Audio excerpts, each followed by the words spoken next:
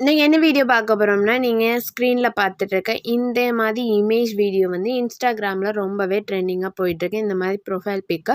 So இதை எப்படி edit பண்ணுறதுன்னு தான் பார்க்க போகிறோம். ஸோ வாங்க வீடியோக்குள்ளே போகலாம். வீடியோ எடிட் பண்ணுறதுக்கு நான் வந்து ஆப் யூஸ் பண்ணியிருக்கேன். ஸோ நீங்கள் க்ரோம்லேயும் பிஎன்ஜின்னு போட்டு நீங்கள் வந்து ப்ரௌஸ் பண்ணிங்கன்னா உங்களுக்கு ஃபஸ்ட் லிங்க்கில் வந்து இந்த மாதிரி எடிட்டும் பண்ணிக்கலாம். ஸோ ஆப்பில் வந்து எப்படி பண்ணலாம், ரெண்டுலேயுமே சேம் ப்ரொசீஜர் தான். ஸோ அதில் வந்து ஃபஸ்ட்டே இமேஜ் க்ரியேட்டர்னு ஒரு ஆப்ஷன்ஸ் கொடுத்துருக்கோம். ஸோ நீங்கள் அதில் பண்ணணும். இதில் ஒரு வேளை உங்களுக்கு இதில் சில டைம் ஆப்ஷன்ஸ் கேட்டிருக்கோம். அப்படி இல்லைன்னா ஆஸ்க் மீ எனிதிங்னு மேலே இருக்குல்ல, அதில் போயிட்டு இமேஜ் க்ரியேட்டர்னு டைப் பண்ணிக்கோங்க. ஸோ அப்போ உங்களுக்கு இந்த மாதிரி இமேஜ் க்ரியேட்டர்னு ஒரு சிம்பிள் இருக்கும், ஒரு ஆப் மாதிரி. அதை நீங்கள் கிளிக் பண்ணிக்கணும். கிளிக் பண்ணி முடிச்சதுக்கப்புறம் உங்களுக்கு இன்டர்ஃபேஸ் இந்த மாதிரி தான் இருக்கும். Describe what you like to create அப்படின்னு இருக்குல்ல. ஸோ நான் கீழே டிஸ்கிரிப்ஷன்லையும் கமெண்ட்லையும் அந்த இது கொடுத்துருப்பேன். ஸோ அந்த பேராகிராஃபாக ஜஸ்ட் அப்படியே காப்பி பேஸ்ட் பண்ணாலே போதும். ஸோ நான் வந்து ஜஸ்ட் பேஸ்ட் பண்ணிடுறேன்.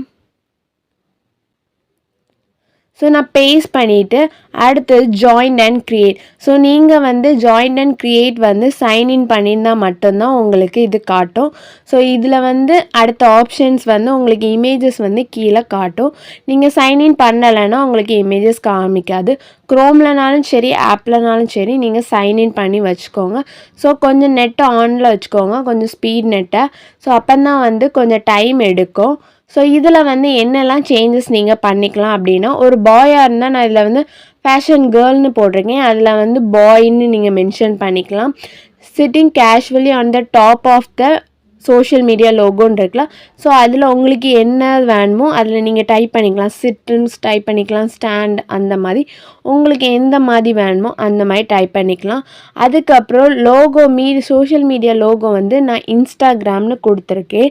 ஸோ நீங்கள் வந்து என்ன பண்ணிக்கலாம்னா ஸ்னாப்சாட், வாட்ஸ்அப், உங்களுக்கு என்ன சோஷியல் மீடியா ஆப் வேணுமோ அதை வந்து டைப் பண்ணிக்கலாம்.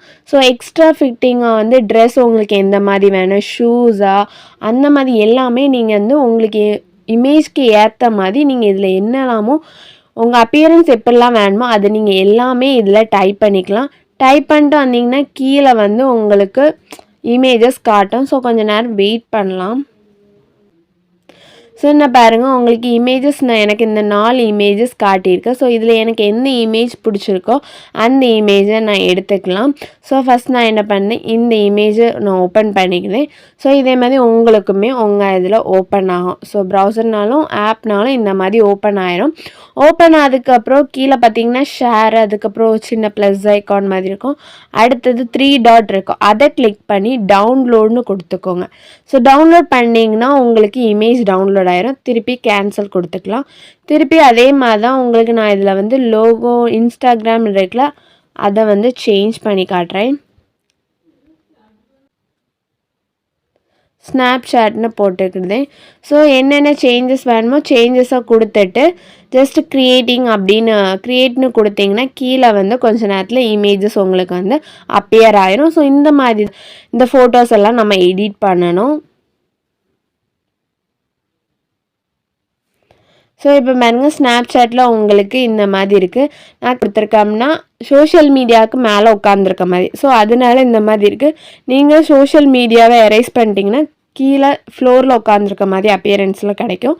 ஸோ இதில் உங்களுக்கு என்னது பிடிச்சிருக்கோ அது ஜஸ்ட் இமேஜை வந்து கிளிக் பண்ணி டவுன்லோட் பண்ணிக்கோங்க. ஸோ இந்த மாதிரி இமேஜஸ் வந்து இந்த மாதிரி தான் நம்ம வந்து எடிட் பண்ணி டவுன்லோட் பண்ண முடியும்.